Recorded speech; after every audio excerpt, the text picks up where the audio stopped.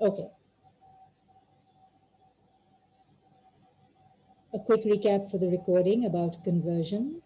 Pre-modern times, conversion was not what it is today. It is not something that happened in a moment, and it was not a matter of declaring a new public identity, right? Today, that's what it's about. It is about going in front of witnesses or signing a paper, going through some ritual, and becoming a member of a different religious community. It is a matter of public identity. And therefore, it can happen quickly in a concrete, physical manner. In pre modern times आप क्या करते थे? अभी भी सोचो कि उर्दू में हम ये चीज़ कैसे कहते हैं, ईमान लाना. आप ईमान कैसे लाते थे? आहिस्ता आहिस्ता. जाहिर है ये कोई एक झटके में करने वाली चीज़ तो नहीं होती ना.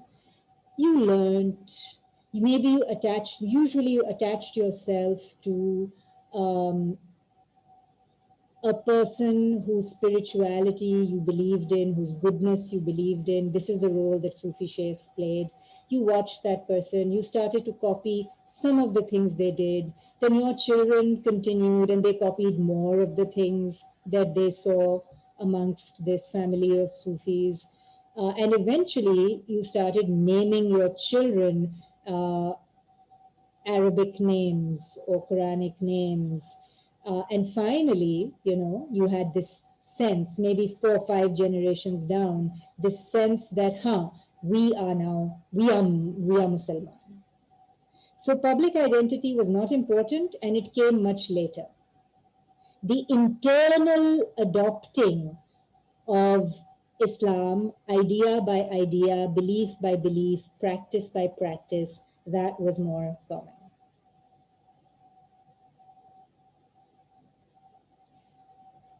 Sana, okay, since I saw that, I'm going to read it. I think it also happened because in pre-modern times, religion as a whole was not divided in its roots.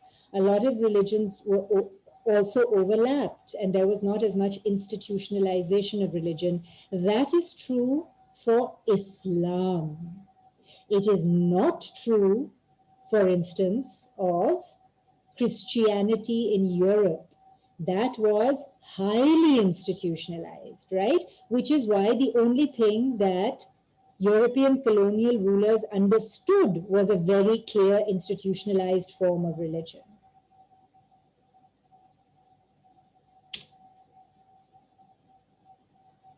Remember, we talked about these words. आज हम उर्दू में क्या कहते हैं? Religion को हम का तर्जुमा कैसे करते हैं? As मजहब.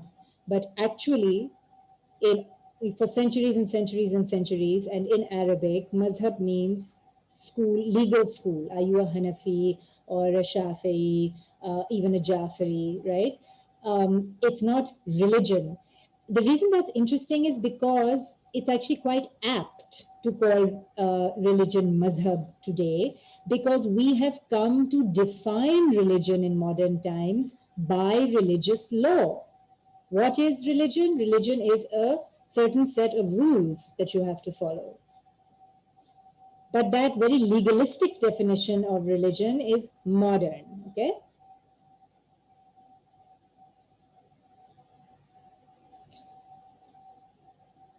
This we've been through, you can read it again.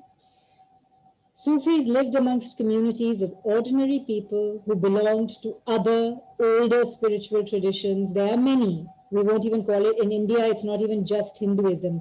It's many forms of Vedic religion, many forms of Buddhist belief, many forms of Jain practice, and older tribal spiritual traditions also. यहाँ बहुत diversity थी, ठीक है? तो diversity की आदत थी एक तरह से amongst Indians. So they lived amongst communities of ordinary people who belonged to older spiritual traditions and befriended them slowly through acts of charity and kindness and compassion, by helping to solve problems, by feeding the poor, by praying for those in need, and often those prayers looking like they had been answered, right? That's the most important. फिर वहां के रहने वालों को लगता था वाकई ये बंदा जो है वसीला है. What is a वसीला? A mode or medium, an intermediary who is beloved of the divine, and therefore his prayers are listened to sooner. They set up khankas. In the Turkic speaking world, they're called tekke. And these establishments were like monasteries, like Buddhist monasteries and Christian monasteries, where a bunch of men who had given up their life to the pursuit of spiritual perfection would just live and do nothing else, right? And part of spiritual perfection, part of their practices of ibadat and inner purification was humanitarian service. ये बहुत ज़रूरी है याद रखना, that the reason they lived and worked amongst communities was because they believed they were doing the work of God by providing humanitarian services to all people. They did not, right? They don't have to be Muslim. Ji, Aisha, you have a question. Go ahead. Assalamu alaikum, miss. Can you hear me? Ji. Miss, my question is कि जो वसीला का concept है, what my understanding is, it is a modern phenomena, I believe, because previously, even in the time of Sufism, people used to come and they were welcomed by the Sufis, and anybody could gain that level of spirituality. But like later on, then people started categorizing them कि नहीं ये एक ही group है जो कि इतना spiritual हो सकता है, इतना इस लेवल का डिवाइन हो सकता है, इतना प्योर हो सकता है, and then they started like making them वसीला. वरना पहले तो like I got it, Aisha. Let me respond to that. Okay. No, it is not merely modern. There is a concept of a spiritual hierarchy within Islam and within Tasawwuf. Some people are further along the path than others, and those who are further along the path, who become and achieve the status of Sheikh, they are the only ones who can be intermediaries or wasila. Okay? It is, what is modern is that concept has been criticized by both Muslims and non-Muslims in modern times, because we took on the value system of Protestant Christianity, which was the official religion of the British, in which there was a strong emphasis on the ability of any and every human being to directly reach and communicate with the divine. So they did not like the concept of wasila. It was one of the reasons why the British didn't like tasawwuf. And it was one of the things they chose to criticize. Many Sufi orders also held open to the public free prayer rituals, right? It was just they were doing their thing and they invited people to watch and listen. Often these involved simple poems and songs that people could learn and keep remembering and reciting and singing at home. In the subcontinent, there was an entire genre of such songs designed to accompany the rhythms of the tasks of daily life. And they all had their names: Chakki Nama, Charkha Nama, Shadi Nama, Lori Nama. Chakki Nama, jab auratein chakki pees rahi hoti thi. It's a repetitive but rhythmic task, right? So your body is acting out and practicing the task, and your body is doing it in a rhythm. With that rhythm, then your mind and your heart join in by singing and reciting poetry that is actually designed to accompany the rhythms of those particular things. चरखा क्या होता है? Spinning wheel, उसकी rhythm मुख्तलिफ होती है, चक्की पीसने की रिदम मुख्तलिफ होती है. So this was all quite technical and sophisticated also. This is an example of an old Chakki Nama. designed to be sung along with grinding the grain, yani कि चक्की पीसते पीसते. This is a translation only because it's in a very old dialect of Hindivi, which would not have made sense. But it's so simple. Look at it. It is like the very basic diniyat lesson that children are given. First was God's name, then his qualities. In my mind, I hold the name, and with each breath I say, La ilaha illallah.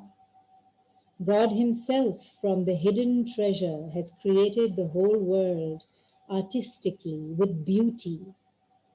He has created it with his own power. And then and like a song, there is a chorus or a refrain. Bolo la ilah, baso illallah, right? God himself came out from the hidden treasure and showed himself through the prophet. La ilaha illallah. In the presence of God, the prophet is chief, whose teaching has given us support in both worlds. La ilaha illallah. The prophet's Khalifa is Ali, who is dear to him, and whose disciples are our peers. Now I'm going to stop here to talk about this. ये लोग शिया नहीं थे उस तरह से जैसे हम समझते हैं. But all Sufis believed that the spiritual practice of Muhammad was taught by Muhammad to Ali. Ali was his murid, his spiritual disciple. He may or may not have been his political successor, doesn't matter. शिया सुन्नी का झगड़ा तो political succession पे शुरू होता है ना. यहाँ पे it's like a third independent perspective on Ali, that Ali was the spiritual khalifa or successor. खलीफा का सिर्फ मतलब है successor, और ये लफ्ज तसव्वुफ में इस्तेमाल किया जाता है for successor to leadership. किसी भी सूफी सिलसिले में शेख के जाने के बाद उसका खलीफा शेख बनता है. The Prophet's Khalifa is Ali, who is dear to him. Now this is, I would actually change the wording because it's not my translation. What we really want to say, what the concept is, that who was loved by him. This is also a chain of love. God loved the Prophet. The Prophet loved Ali. Ali loved Hussein, right? And through that love, and part and parcel of that love, are the teachings of spiritual perfection and spiritual seeking. So the Prophet's Khalifa is Ali, who is dear to him, and whose disciples are our peers. कई नाम हैं Sufi master के लिए, Sheikh, Peer, Murshid. These are amongst the common ones. La ilaha illallah. Allah, Muhammad and Ali are our leaders whom we trust most and obey as slaves. ठीक है ना, यहाँ इमाम और इमामत का कोई जिक्र नहीं है, अहले बैत का खास जिक्र नहीं है, बस ये अली तक. अली यहाँ पे इसलिए ज़रूरी हैं because we want to establish an unbroken chain of spiritual teaching from Muhammad downwards. So that means that Muhammad had to have a human disciple or murid, and that's Ali. Allah, Muhammad and Ali are our leaders whom we trust most and obey as slaves. This is the philosophy and practice of tasawwuf. In order to be truly taught and cleansed by your spiritual teacher, you need to surrender yourself to him. You need to become his slave, because that is practice for becoming the slave of God. Abdullah. Abu Bakr was the Khalifa after Muhammad. Of course, politically, spiritually, the Khalifa is believed to have been Ali. Why? Because he was that close to him. Na? Ek saath rehte the. Ali was a child. when he came to Islam. Who could be a more perfect Muslim inside out other than Ali? That's the argument, right? Because he's the only one who came amongst the Sahaba who came to it as a child.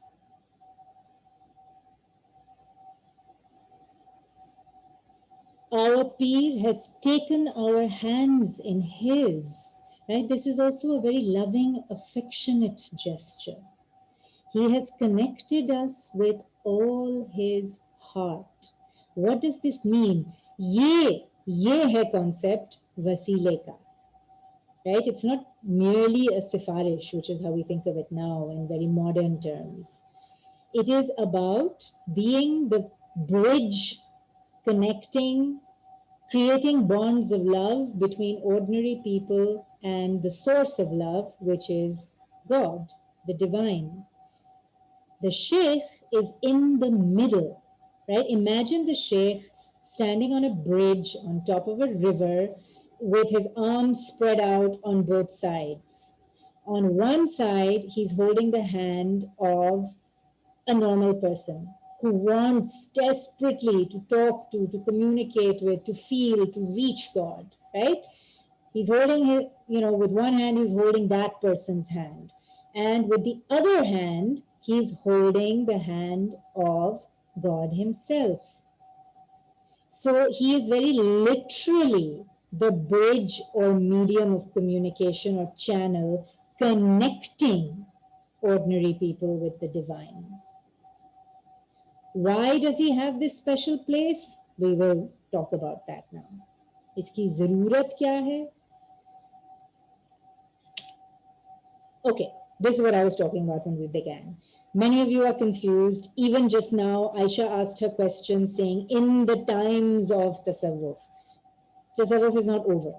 Like, it's always been there from the beginning. It is still alive and well and vibrant and widespread. It's just that its role in Muslim societies has changed in different historical contexts and circumstances.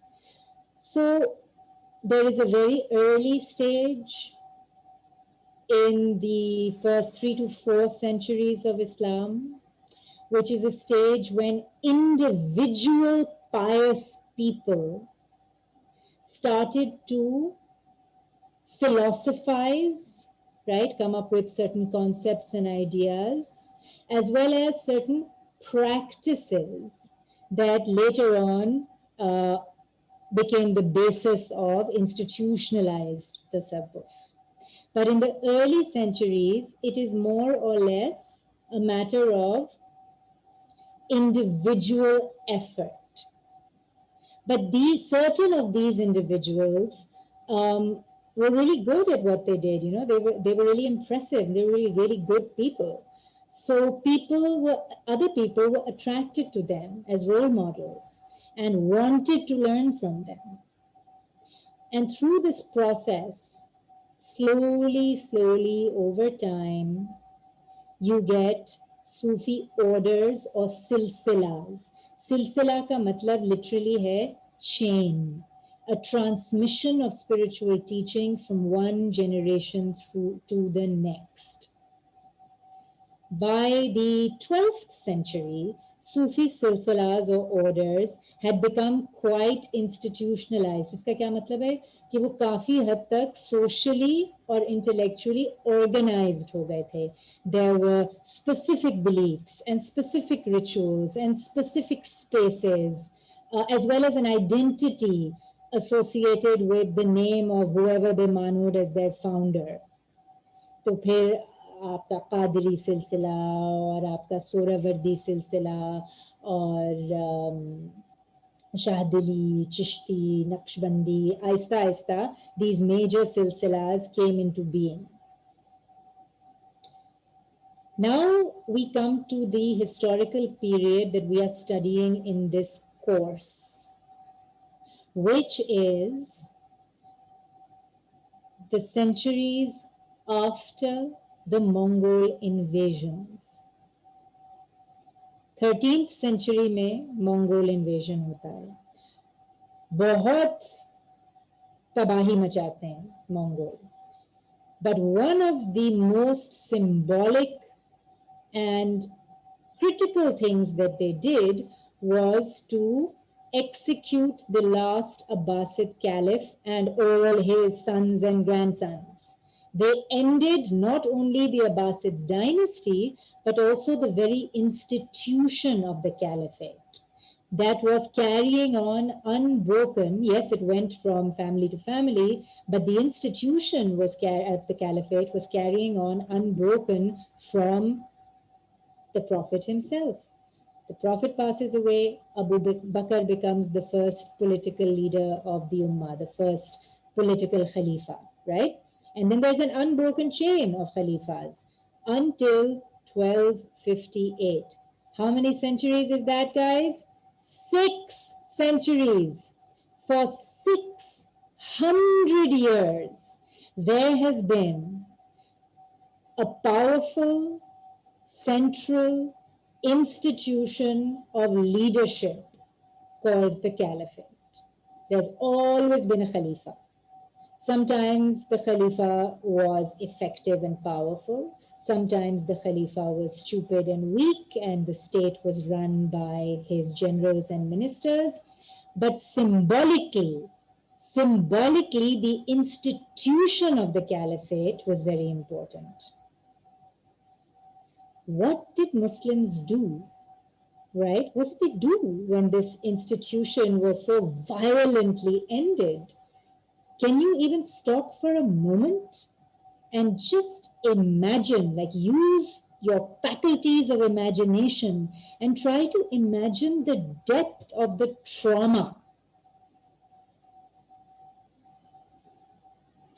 It would be akin to somebody dropping a bomb on the Khana-e-Kaaba and just destroying it forever.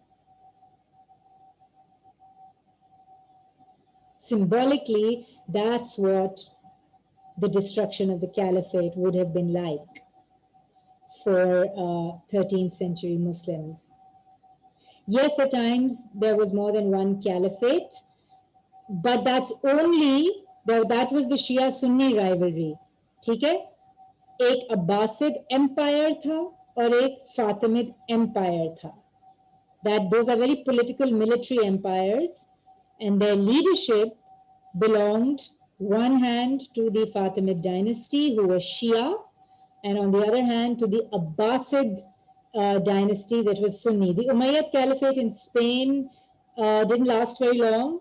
When the Umayyads were overthrown by the Abbasids in 750 AD and thrown out from Syria and Damascus, some of them ran away to the farthest extent of the Muslim world, which at the time was Spain. And they set up, like, it's really not a caliph, and they stopped calling themselves caliphs very soon. They set up an Umayyad principality in Spain. The real caliph for most of the Muslim world was the Abbasid caliph. And the Abbasid caliph outlasted the Fatimid. The Abbasid, देखो कितनी लंबी reign थी, 750 to 1258. So 500 years out of those 600 years, there was continuity of the Abbasid Caliphate in Baghdad.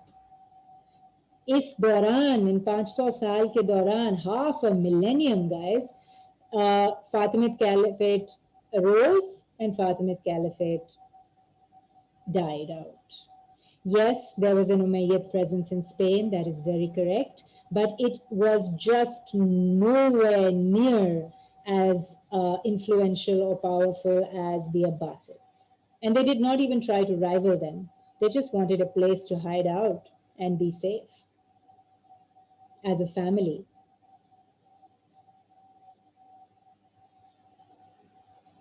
What we are interested in is what I'm talking about, the trauma of losing the figurehead, symbolic figurehead of the Abbasid Caliph in Baghdad. ये भी सोचें आप, 600 years of Islamic rule and Islamic civilization going from strength to strength, right? There was no stopping them. The areas under their control kept growing. The populations who turned to Islamic belief kept growing. The richest and most advanced, intellectually and technologically advanced civilization in the world was the Islamic civilization fostered by the Caliphate in Baghdad. They are, what are they? They are the world's superpower. They are convinced that because they are the chosen, the last chosen people of God, they are destined by God to always be in charge, to always be growing and spreading their influence over the whole globe. ये उनकी destiny है, होना ही ये है, अल्लाह ने बनाया ही मुसलमानों को इसलिए है. और फिर कोई गैर, वो ना तो वो काफिर भी नहीं है, मतलब अहले बैत भी नहीं, कुछ भी नहीं है, अहले बैत के अहले किताब भी नहीं है. The Mongols were pagans. They had a very primitive form of pagan natural religion where they worship trees and rocks. Suddenly they came out of the wasteland of Mongolia and Central Asia and destroyed all of civilized Asia. What is all of civilized Asia? The Muslim world and China. They went all the way to Europe, Eastern Europe, Russia, right? And nothing stood in their way. So what would that look like if you were a 13th century Muslim? You're like, what the hell, man? You know, what is this? How, I mean, it'd be so difficult to believe. How can these barbaric kafirs actually destroy my world as I know it? I'm the one who's enlightened. I'm the one who has power. But no, the reality was it was all destroyed overnight, violently.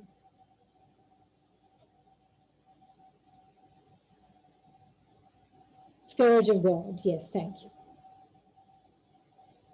They destroyed irrigation channels and agriculture, the Mongols, because they were pastoral nomads, right? तो उनके जो soldiers की tribes और खानदान उनके पीछे पीछे आर्मीज के पीछे पीछे आती थी, उनको एग्रीकल्चर में कोई इंटरेस्ट नहीं थी, उनको पैस्चर लैंड्स चाहिए थे. तो उन्होंने क्या किया, बगदाद के आसपास all the agricultural lands that had been carefully developed and cultivated for centuries, even before Islam, right? Because that's the Fertile Crescent, were destroyed to the extent that it took another 3 or 4 centuries to actually get them operational again. But unko parwa nahi thi, unko pasture lands chahiye the. They wanted to get rid of these organized farms and let the land go back to natural grassland so that their cattle could graze on it, because they moved with their cattle. On an individual basis, did it really affect the Muslims? That's a really good question. You know why you're asking it? Because on an individual basis, things don't affect us anymore. We live in a world today that has caused us to become very desensitized to larger political and social changes. And you're right, maybe the average peasant wasn't, what was the state of Sufism when the caliphate was overthrown? पढ़ लो ना, caliphate, मैं बार बार बता रही हूँ, 1258 की तारीख है. ये किसने पूछा है सवाल?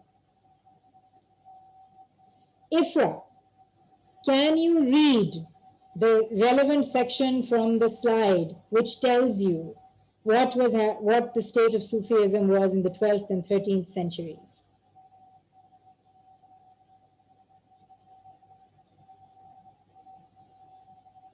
I'm waiting, Ifra.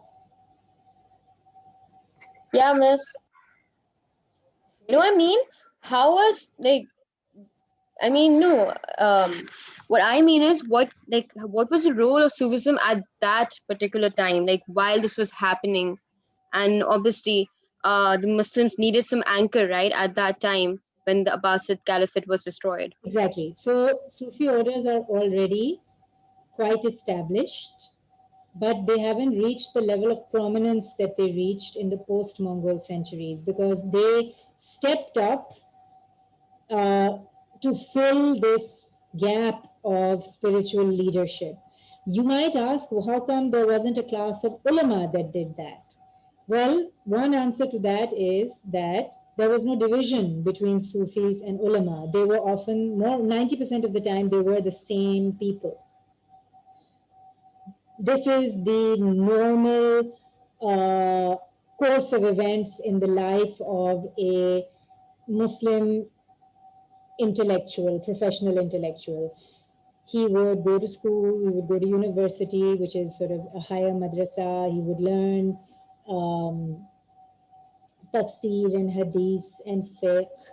And then at the same time, in order to develop his, in order to invest in his inner development, he would also have given birth to a Sufi sheikh. तो साथ साथ एक sort of technical दुनियावी education चल रही होती थी in what you and I recognize as knowledge, और उसी के simultaneously उसके साथ साथ एक spiritual education या training चल रही होती थी. So most the class of Muslim intellectuals and Muslim intellectual leadership was both Sufi and Alim. There was no division amongst these two. The only difference was that the Sufi orders were more organized. There was no such thing as an association of ulama or something, right? जैसे अब political parties हैं. सब अपना अपना करते थे, professionals थे, जहाँ नौकरी मिल गई, काजी बन गए, कुछ और बन गए, bureaucrat बन गए, district magistrate बन गए. ठीक है ना? It wasn't a community so much as a class. But the Sufis were a community, a highly organized and integrated community because of what tasawwuf required. It required this close relationship between a master and all his disciples. One master had many disciples. ठीक है ना? उसमें से कुछ disciples फिर आगे जाके खुद masters बनते हैं और सिलसिले को आगे ले जाते हैं. सब नहीं master बन जाते. In any case, as you can see, it's much more integrated, closely knit, and organized. So they were just better placed to rise to the occasion and almost immediately fill that gap in leadership, because they were also spread out across the Muslim world. Why? फर्ज कीजिए कि Baghdad में, right? Baghdad में एक Qadri Sheikh hai, and he has 4 Khalifas. Out of his many disciples, 4 of them have made it to the top of the hierarchy, where he believes that they are capable of becoming sheikhs after him. So he designates them his Khalifas. अब होता ये था कि वो चारों के चार Baghdad में प्रैक्टिस नहीं कर सकते थे, उनका कोई स्कोप नहीं था, ना कोई तुक बनता था. So one would stay, maximum 2, and the others would go off into more remote areas of the Muslim world and set themselves up to attract murids and to establish the silsila in new places. This meant that institutionalized Sufi orders were a highly integrated, organized, global network of people. Nobody else had that after the Mongol destruction, right? There was no integrated network of military leaders. There was no integrated network of political leaders or government servants. There was no integrated network of qazis or ulama. There was only an integrated global network of Sufi silsilas. That is what allowed them to truly step into that breach. And it is at that time that you start seeing a rise in the reverence given to Sufi sheikhs, right? This is the time in which they are elevated to a whole new level, where you start hearing of miracles associated with them and so on and so forth. This is also the time where they take advantage of this gap and start to spread out further and further across the Muslim world. In the 13th and 14th century, there's another immediate impetus. The Mongol invasions are ongoing throughout the 13th century. And people are running from them. Last time, if you recall, we talked about Rumi, Maulana Rumi. अच्छा मौलाना रूमी जो थे वो room के नहीं थे. Room means Rome in Arabic and Persian, and it was the name for, please listen, for the Eastern Roman Empire, which is Byzantium. Rome equals Eastern Roman Empire equals Byzantium. Where is that? Modern day Turkey, Syria, Egypt, Lebanon. Okay? तो ये बल्ख के थे. Rumi was born in Balkh, which is in modern day Afghanistan. And his family ran from the Mongol invasions all the way to Anatolia, modern day Turkey, to seek refuge. वहाँ तक Mongol conquests जो थी नहीं पहुंची, or at least इतनी violence के साथ नहीं पहुंची. And they settled down in a place called Konya, in modern day southern Turkey. And that's where he eventually, came of age and became an adult, and that's where he lived. But that's why he was called Rumi, because he lived in Rome. The question about what happened later. So now we have talked about the importance of the Mongol conquests and how the gap in spiritual leadership created or paved the way for Sufi sheikhs to step up and become the leaders of the Ummah. And then the next change historically that we see comes in the 18th and 19th centuries, entirely as a result of Western modernity. What do we mean by this? Obviously, the most widespread and important impact was that of European Western colonial rule. The other impact was that within the Muslim world, there were a bunch of modernistic reform movements.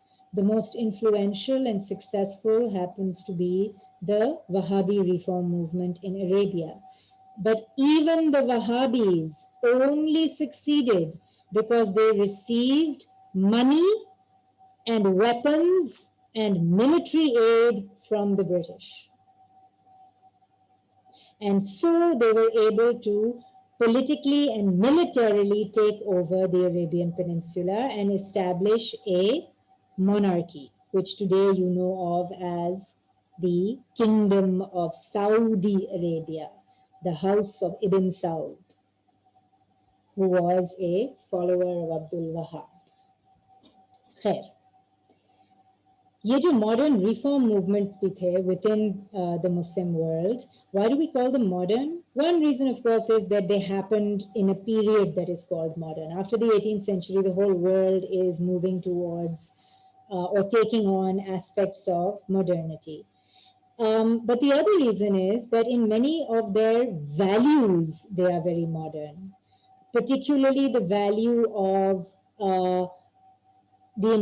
putting value on the importance of law, on the importance of clarity, on the importance of being a Muslim means, or being a member of any religious community means being able to follow the rules and laws of that community properly. That's a very modern concept that comes from modern Western Christianity.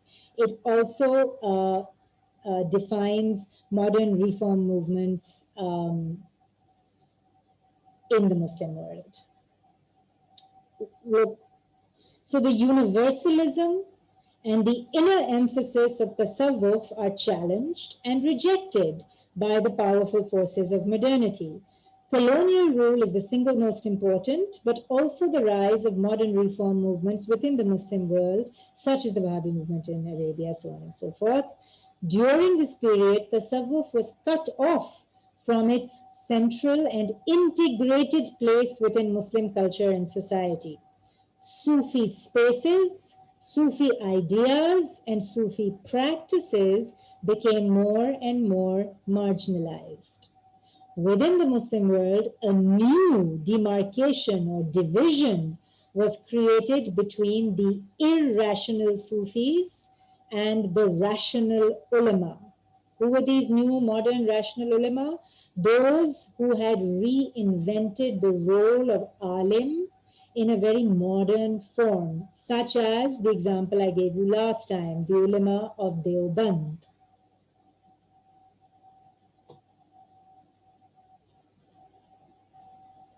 This slide I will give you because I think it's helpful to keep this in perspective.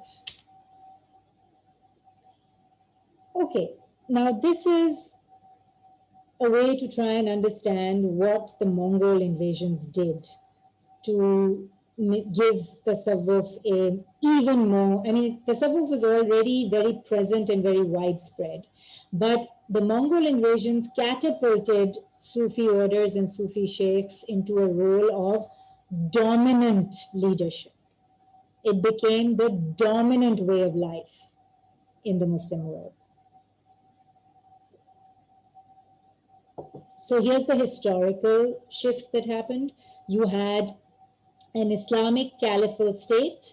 The entire thing with all its symbols is destroyed and dismantled and replaced by the Mongol Empire, where might is right. It's very straightforward, as well as the blood of Genghis Khan. Symbolic shift from the Abbasid caliphs to the Alids. Now, what do I mean by this? Let's go back for a second to this. It is the idea that Ali was the spiritual Khalifa of Muhammad. So, the family of Ali, the sons of Ali and the sons of Ali are what we call the Alids, those with Ali's bloodline. They rise to prominence. And you don't have to be Shia. Please remember this. Don't have to be a card-carrying Imami or Ismaili Shia in order to believe that Ali and his sons were the spiritual successors of Muhammad. It's a third stream within Islam. So there's a symbolic shift from rightful leadership belonging to the Abbasids to rightful leadership belonging to those who associate themselves with Ali by blood and teaching. Eventually, teaching became more important. You didn't need to be a Sayyid. You didn't need to have Ali's blood. But often they went together. Many of the early important founders of Sufi orders were also Sayyids.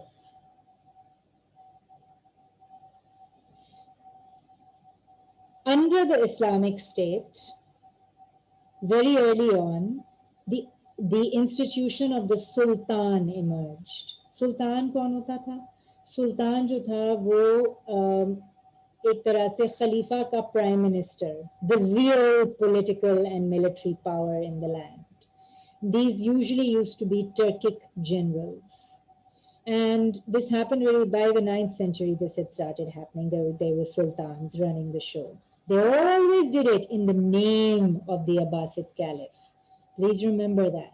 So even a semi-independent sultanate like the Ghaznavid Sultanate in Afghanistan, Mahmud of Ghazna, his father, his son, these guys were totally independent in terms of the decisions they made, but they sought legitimacy for their rule from the Abbasid Caliph. It was very important for them to be recognized and blessed by the Abbasid Caliph, Without that, they felt that in the eyes of their subjects and the rest of the Muslim world, they would not be legitimate sultans. तो सुल्तान और खलीफा का बहुत एक closely connected relationship है.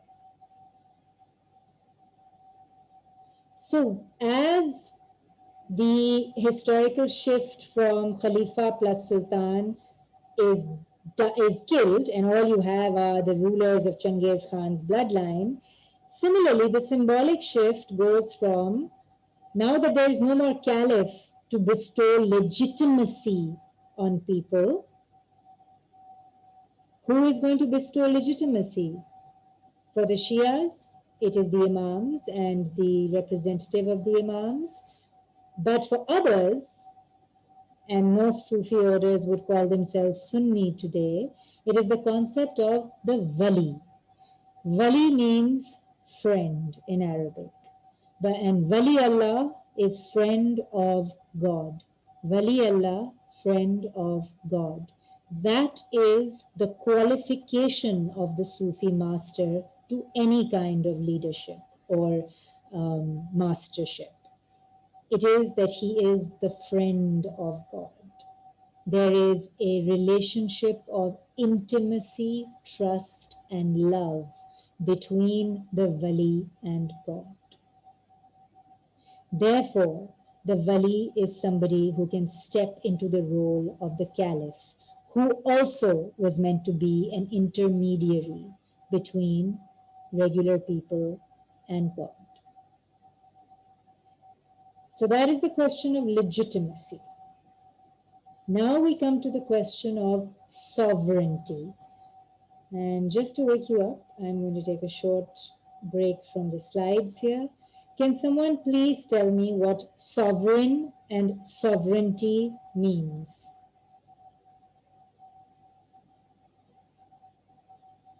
Have we got any political science students? Sovereignty का क्या मतलब है? Raise your hand.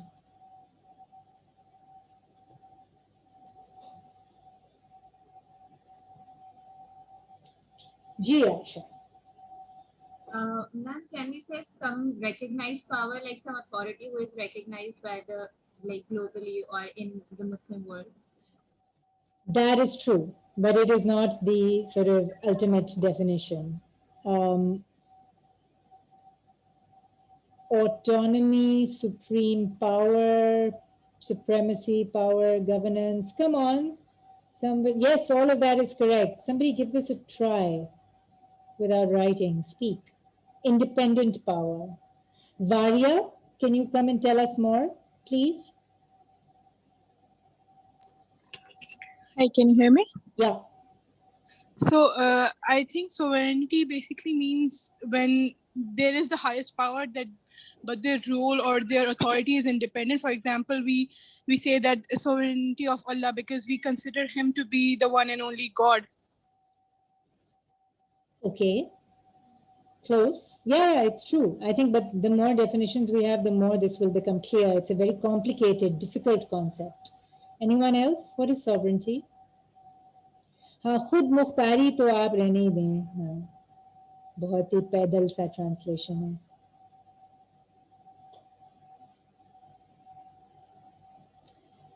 You guys have used one very important word in the chat, autonomy. Autonomy का क्या मतलब है? और sovereignty और autonomy का क्या ताल्लुक है? Thank you, Sharik. Someone who has supreme authority and no one has power over them.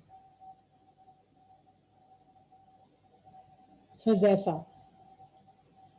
अच्छा, तो इससे मुझे ये समझ में आता है कि जिस तरह मतलब हाईएस्ट अथॉरिटी जैसे शारिक ने कहा है बिल्कुल कि उसके ऊपर किसी का जोर ना चले और वो दूसरे के ऊपर चलाए. बाकी एक इसका ये भी है कि वो जो लॉज हैं, जो कानून है अपनी स्टेट के अंदर, उसको चेंज करने का, उसको नाफिज करने का जो है ना, उसके पास इख्तियार होता है, जो भी मतलब सॉवरेन होता है. Take one more. Anyone else who feels they might be able to word it differently?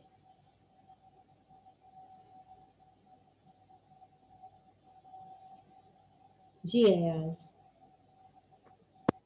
I think in political science, no, sorry, in civics, I read about sovereignty, and its definition was like that: if for a state, especially for a state, sovereignty is something that the state can make its interior and exterior policies without any separation or any supervision. Correct. Okay, let's see what we've got in the chat. Can we relate this to Tawheed? Yes, eventually, Umair. Hold your horses. Someone who has sole dominion over their territory, sure. You don't need to seek legitimacy from a higher authority. Yes. Why is sovereign the term used for the Queen of England? Someone who is the leader of a certain territory and can do what they want. See, so that this description, someone who is the leader of a certain territory and can do what they want, that's a very practical description of the exercise of sovereign authority. But sovereignty is purely conceptual. It's an idea. Highest power or control, does not submit to anyone, something that has its own laws. Yes. Okay, all of that is correct. So the concept of sovereignty means deciding where ultimate authority rests. In modern democracy, sovereignty belongs to the people. They vote, so ultimate power and authority rests with them. Ji Aisha. Ma'am, I have an example for this. Like the Ottoman Empire was a sovereign authority once because उनका खुतबा भी खाने काबा में पढ़ा जाता था at one point. Which again is an exercise in sovereignty. And yes, that is true, right? The Ottoman emperor, who eventually took on the title of Caliph, was the sovereign authority recognized by anyone in Ottoman lands. There was no higher authority. Power and legitimacy began with the person of the emperor. Now, the interesting thing is that this was also true amongst the Muslim contemporaries of the Ottomans. Just because they had taken on the title of Caliph doesn't mean that the rest of the Muslim world accepted that in the way that they did during Abbasid times. They did not. The Safavid emperor in Iran and the Mughal emperors in India did not recognize the caliphal claim of the Ottomans. They recognized or believed themselves sovereign in their own realms. So in up to 1258, this is very interesting, huh? Up to 1258, only the caliph is recognized as sovereign. That is the ultimate authority to bestow legitimacy on others. And no one had an interest in challenging that.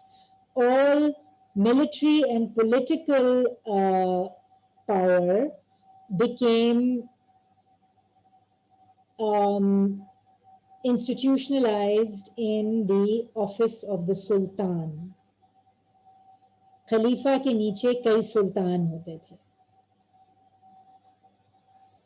और किसी भी एक सुल्तान की कभी ये ख्वाहिश नहीं बनी कि वो खुद सॉवरेन अथॉरिटी बन जाए. ये मसला ही उठा आफ्टर 1258 कि अब सॉवरेनिटी कहाँ जाएगी? Who bestows ultimate legitimacy on any power? This is the most interesting shift that happens. So you move towards a situation where the post-Mongol Muslim sultans ruling the Islamic world slowly come to form partnerships and close relationships with influential Sufi orders. And the Sufi sheikh is then seen as bestowing divine legitimacy onto the sultan, whereas previously that divine legitimacy would have being bestowed on the Sultan by a piece of paper sent to him by the Abbasid Caliph.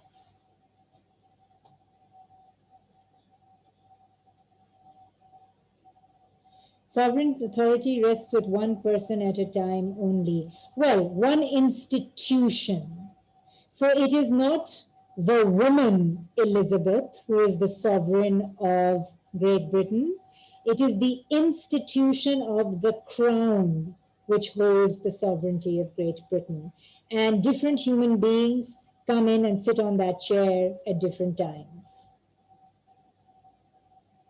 It is an institution.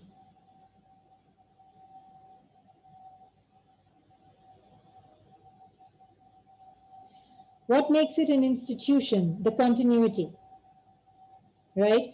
That certain rituals, certain symbols, certain allegiances, they stay constant and they move on from one person to their successor. This is how monarchical dynastic rule functions also, right? So in Europe, all kings were sovereign in their own countries, but sovereignty did not rest in one particular individual. It rested in that individual only whilst he or she was recognized as the reigning monarch. And then that same sovereignty, with all its symbols and power and rituals, would pass on to the next person. Coronation क्यों होती है? I'm assuming that many people have taken an interest in the British monarchy, given how many TV shows and documentaries are now devoted to it. But there is a very elaborate ritual in European monarchies called a coronation, at which time the monarch, the king or the queen, is crowned. उस वक्त से पहले वो individual इंसान जो है वो sovereign नहीं होता. It is that ritual procedure that makes them the current existing symbol of the institution of monarchy and therefore sovereignty.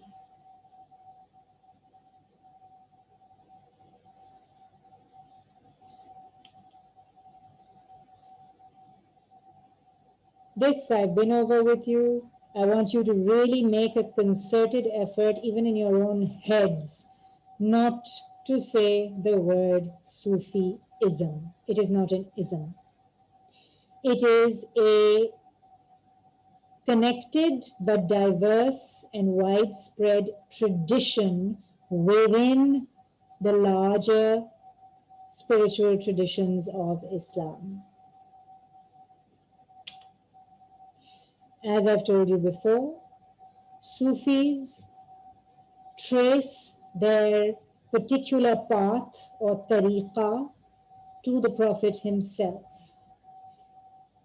And this is their reasoning, that Muhammad was first and foremost, at his core, a seeker of God, a muhaqqiq, जो तहकीक करता है हक ढूंढने के लिए.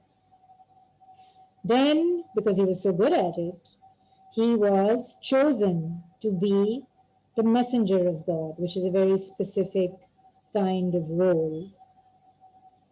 And in his work as messenger of God, he also needed to take on the responsibility of the leader of the Ummah.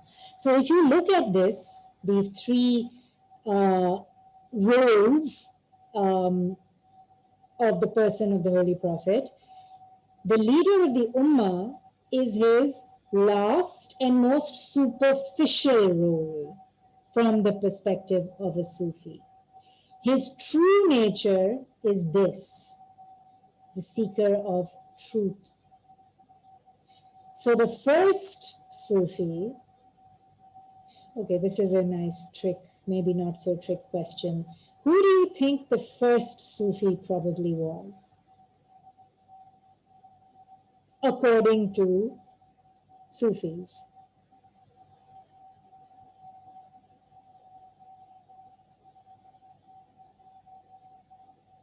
तसव्वुफ का पहला practitioner कौन होगा? Prophet Muhammad or his companions? It's a good guess. Try again.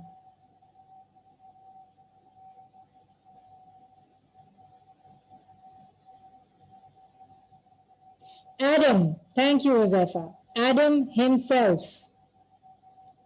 Adam. What do you think that means? अगर पहला मुहक्किक हक ढूंढने वाला आदम था, इसका क्या मतलब है?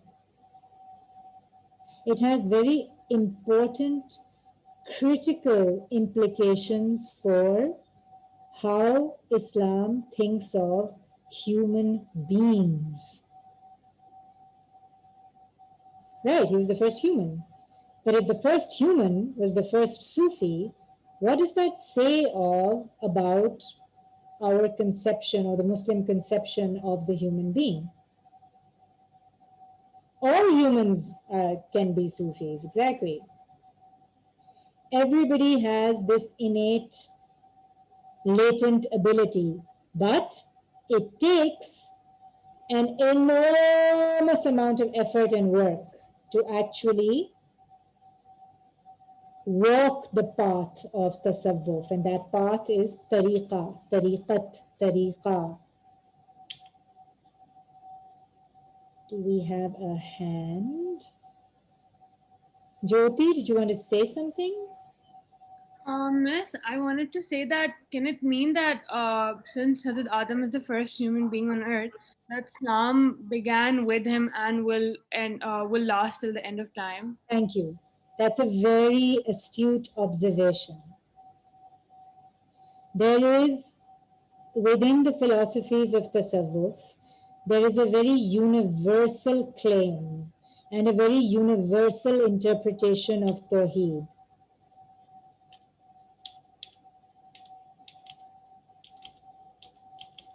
Remember all this, right?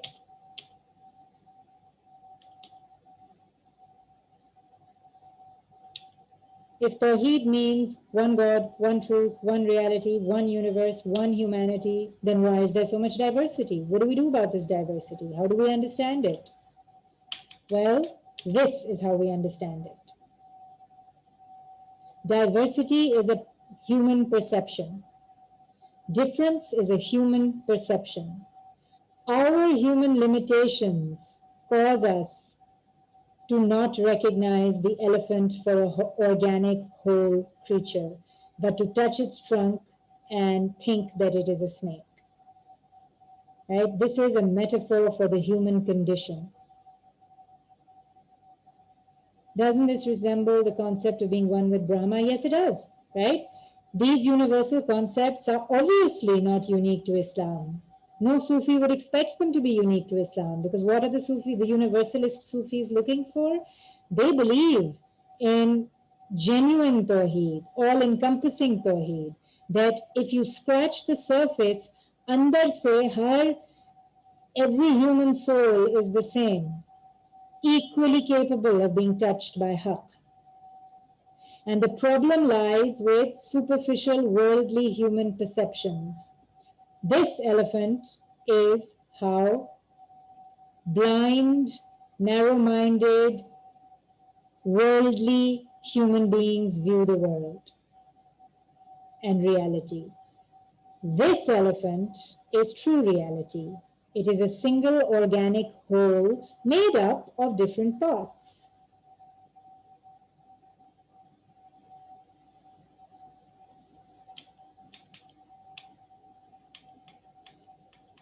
There is something I wanted to tell you. Never mind. Okay. So one of the popular ways in which reality or haqq is explained to lay people and new murids is through the symbol of the circle. So guys, this is basic geometry. How many centers does a circle have? Anyone?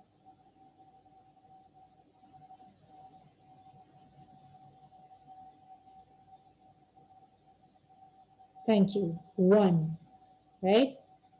A circle can only have one center. That's a mathematical fact. How many points are on the circumference of a circle? This is the circumference of the circle. How many points are on the circumference of a circle? Zubair and Alina, thank you. Infinite. Please think back to middle school, high school geometry. There is only and can only be one center to a circle. And there are infinite points on the circumference of a circle. Infinite. This, in a nutshell, is the conceptualization of Haqq through the lens of tasawwuf. Ultimate reality, God Himself, is the center of the circle of all existence.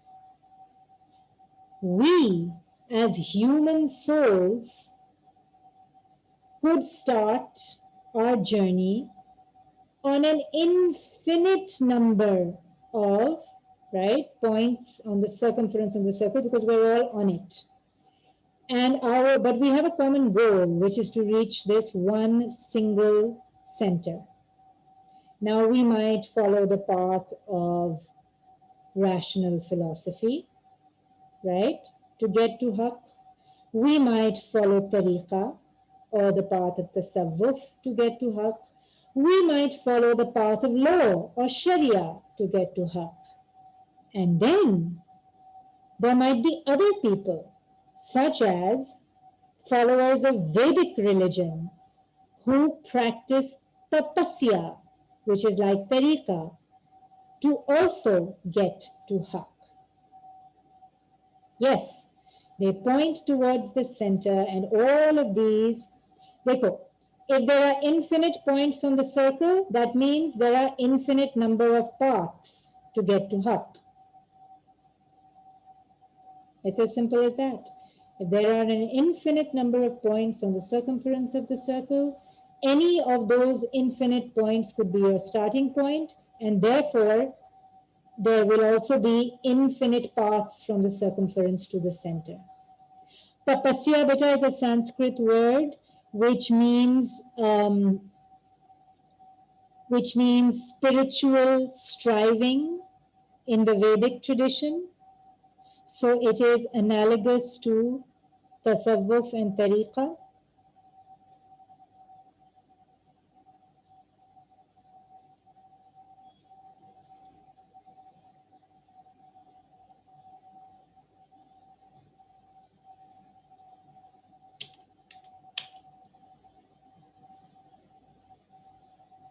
ये आपकी reading में है. I just am taking a slight tangent as we're wrapping up. Lombard makes a point to tell you that the very early 8th century, 9th century की बात हो रही है, ठीक है? Early Ahle Hadith people and the Sufis were the same people. They were the same group, right? Because what were they concerned with? They were concerned with emulating the prophetic model in all ways, inside and out. So they were also collecting hadiths, and they were also practicing spiritual development. It's a slightly surprising, perhaps, to us today, where we think of Ahle Hadith as at one end of a sort of spectrum of conservatism and extremism, and we think of tasawwuf at the other end, but that wasn't the case. And this isn't only true for the early period, right? This is true throughout, except for the modern period. People who we think of as alims and people who we think of as Sufis were often the same people. And even if they weren't, they were closely connected and worked together.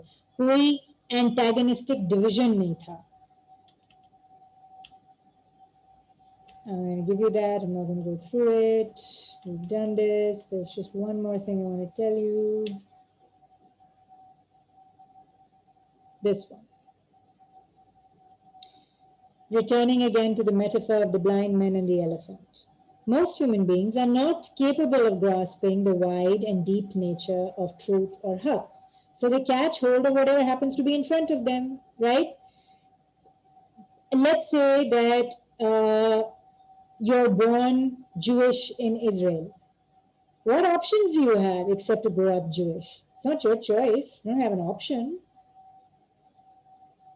That's where you are. You happen to be in front of the tail of the elephant. And there are people there telling you that this is not the tail of the elephant, this is a rope. And this rope is ultimate reality. For instance, right? So it's not our fault in that sense. We all begin with trying to understand reality by looking at and trying to understand what's right in front of us, what we happen to be born in front of. So is each man's personal perception the truth? Yes and no. No तो हमें समझ में आ गया, जाहिर है नहीं है because एक पूरा हाथी है, वो दुम जो है हाथी के बगैर तो it can't exist. But yes भी है. क्यों? Because the tail is part of the elephant. It's not that it's completely false. It is the connections that we fail to see. We can only see greater reality once we start to see the connections and the commonalities. So it is part of the one truth. Each man's personal perception is part of the one truth, just as the tail or the trunk is part of the elephant. Any human being truly inspired by the desire to seek haqq, and this desire to seek it is a process called tahqiq, will move all around and learn the different parts to form a bigger, truer picture of organic reality. Eventually, the seeker will reach a stage where he or she more or less understands the big picture and has an idea of what the whole elephant is like and how all the parts are connected. And eventually, through tahqiq and through the greater jihad, I'm assuming that most of you are familiar with the Islamic concept of the lesser and the greater jihad. The lesser jihad is the fighting of wars in the name of Islam. The greater jihad is the inner jihad which we fight. Jid-o-jehad comes from jihad, the inner struggle and effort to find truth. So the more we practice tahqiq and the more we do jid-o-jehad and jihad, the more we will gain true sight through the grace of divine light, and we will be able to see how the elephant is one organism, wahid hai, with many parts, with many exterior parts, but one beating heart, right? If you shoot an arrow through the elephant's heart, all parts of the elephant will die. It is connected through that heart that makes it live. The seeker will see that the true nature of oneness of the elephant is something greater than its parts, an indivisible single reality that transcends all the smaller realities that we human beings grasp from our individual perspectives. All right. I am going to leave it at that for today. Can we say that each perception is true but not the truth? Each perception is true but not the whole truth. And the problem occurs when we believe that our perception is the whole truth, when we are not taught to be open to the possibilities of other truths. In modern times, we are not taught to be open to the possibility of other paths to the truth. Whereas in pre-modern times, we were. It was common knowledge. It was something understood. It was part of the value system that there are many, many possible paths to learning the truth. All right, guys, any questions? You can raise your hand.